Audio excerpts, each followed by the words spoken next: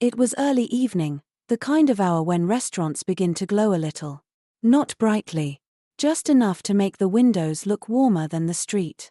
I had been out all day, and by then I was hungry enough to stop thinking and just go in somewhere. It was not a big place.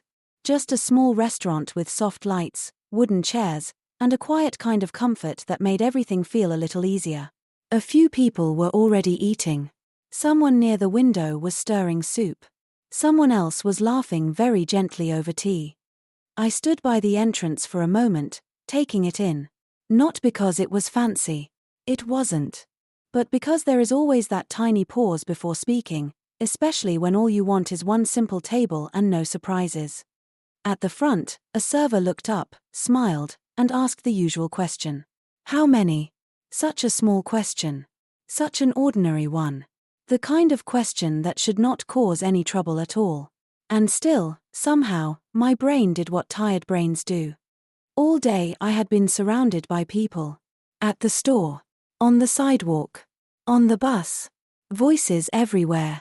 And maybe because of that, or maybe because some answers arrive before thought does, I smiled back and said, "Table for two." The words came out easily. Too easily. Smooth.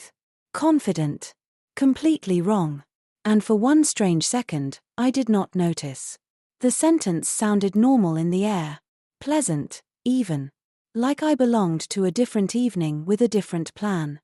The server reached for 2 menus. That was the moment something inside me began to wake up. 2 menus. 2 glasses. 2 sets of chopsticks.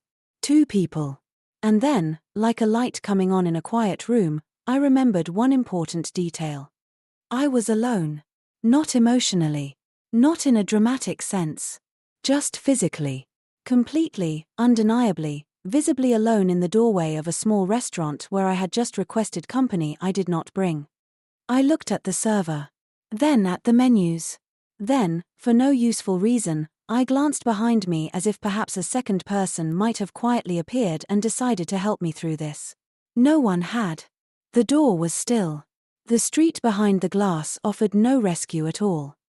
So I laughed. Not loudly. Just enough to let the sentence soften before it became something sharper. "Oh no," I said. "Sorry. Just one."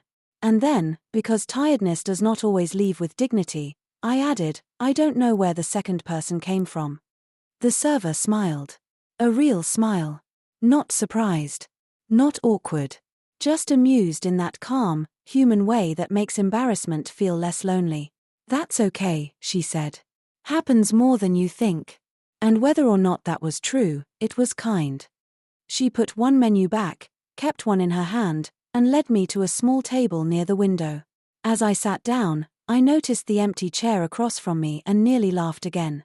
It looked innocent enough, but I felt we had already shared a very specific misunderstanding.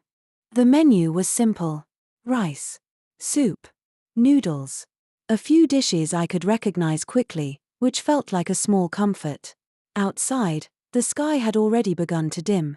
Cars passed slowly. The window reflected the warm lights behind me. For a while, everything settled. I ordered. The server nodded. Water arrived. The room stayed soft and steady.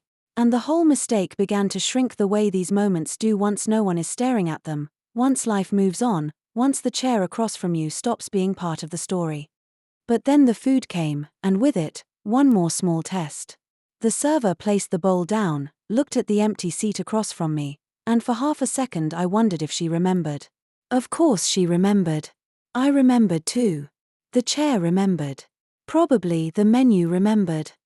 Still, nothing in her face suggested I should be embarrassed. That helped. More than it should have, maybe. Because sometimes what saves a moment is not correction. Not reassurance. Just the simple fact that someone lets it stay small. So I ate. Slowly. Peacefully.